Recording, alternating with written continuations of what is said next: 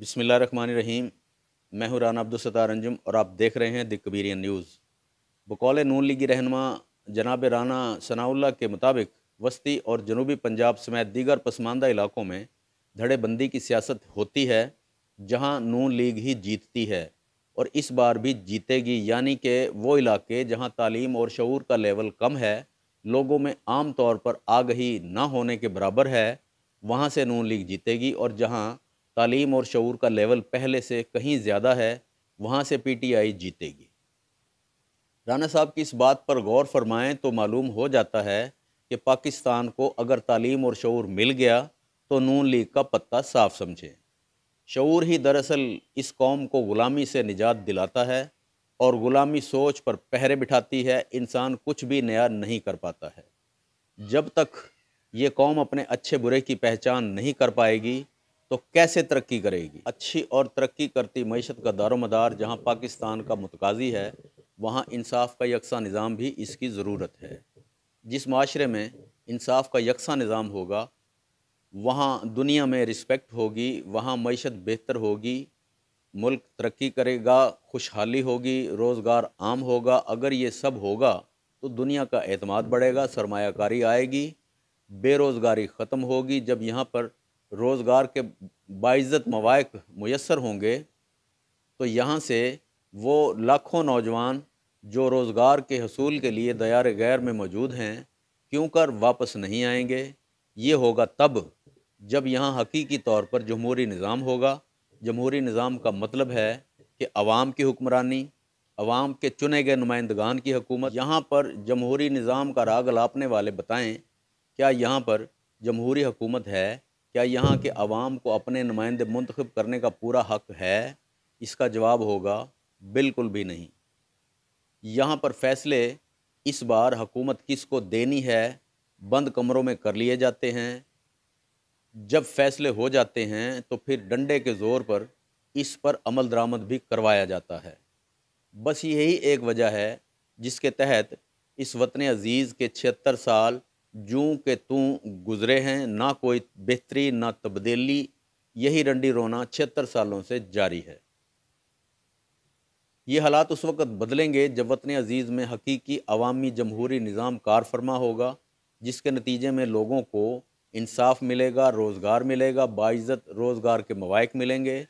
आज के दौर में आप किसी भी सरकारी हस्पताल में चले जाएं, आपको इलाज मुआलजे का वो सिस्टम नहीं मिलेगा जो कि दीगर प्राइवेट हस्पतालों में मिलता है। आप यकीन करें, एक एक बेड पर 3-3 मरीज़, और वहाँ ऐसी सूरत हाल के मासूम मरीज़ बच्चों की भी होती है जो बेचारे तड़पा देने वाली बीमारियों में तड़प तड़प कर जान दे देते हैं, मगर उन्हें वो इलाज ही मुयस्सर नहीं है जो कि उनका हक़ है। क्यों है ऐसा? कभी सोचिएगा ज़रूर। अब बात करते हैं NA 144 कबीरवाला की। यहाँ पर भी सूरत हाल वही है जैसा कि राना साहब बता चुके हैं। कम तालीम और कम शऊर वाले इलाकों में आज भी नून लीग जीतने की पोजीशन में है, क्योंकि ये इलाका गुज़श्ता 70 साल से सख्त धड़ेबंदी में तकसीम है। इन धड़ों ने बारी बारी हर जमात के टिकट लिए, मगर ज़्यादातर इस हलके ने आज़ाद उम्मीदवारों को ही कामयाब करवाया है। इलेक्शन 2002 में यहाँ से पहली बार बैरिस्टर मोहम्मद रज़ा हयात हराज ने पाकिस्तान पीपल्स पार्टी के टिकट पर कामयाबी हासिल की। उन्होंने इस इलेक्शन में 86,438 वोट हासिल किए थे। उनके मुकाबिल सैयद फ़ख्र इमाम ने PMLQ के टिकट पर 59,637 वोट हासिल किए। इसी तरह 2008 के इलेक्शन में बैरिस्टर मोहम्मद रज़ा हयात हराज ने PML कायदे आज़म की टिकट पर इलेक्शन लड़ा और 71,318 वोट लेकर कामयाब करार पाए, जबकि इनके मद्दे मुकाबिल सैयद फ़ख्र इमाम ने ये इलेक्शन पाकिस्तान पीपल्स पार्टी की टिकट पर लड़ा और 58,271 वोट हासिल किए थे।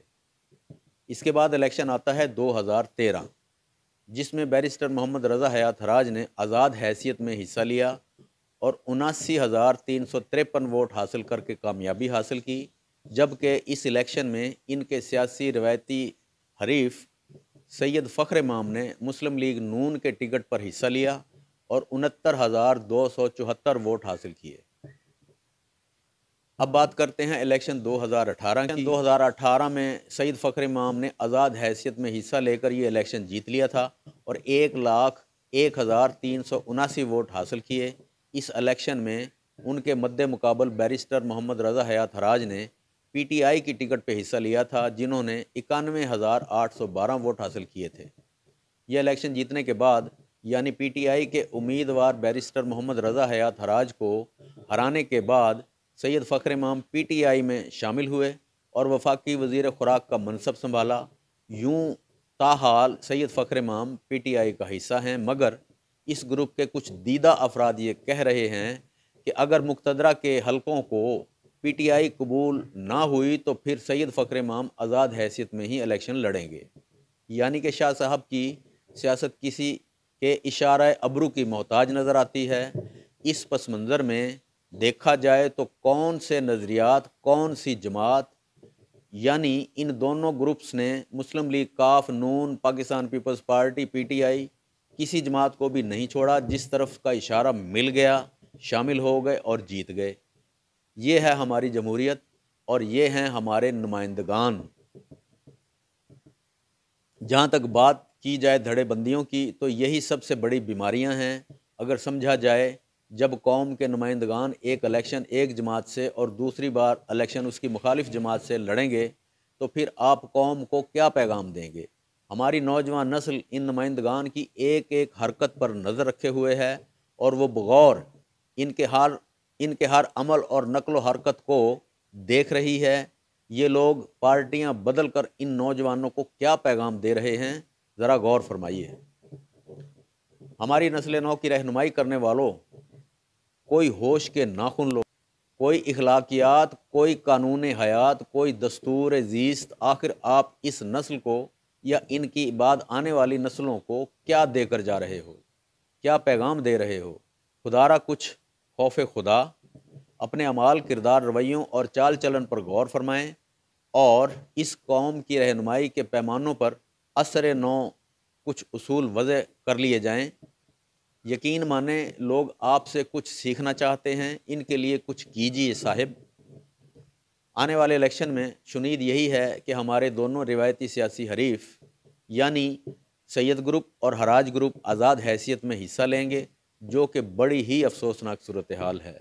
تو ملتے ہیں اگلے پیغام میں، اس وقت کے لیے اللہ حافظ۔ اللہ تعالی ہم سب کا حافظ و ناصر ہو۔ السلام علیکم۔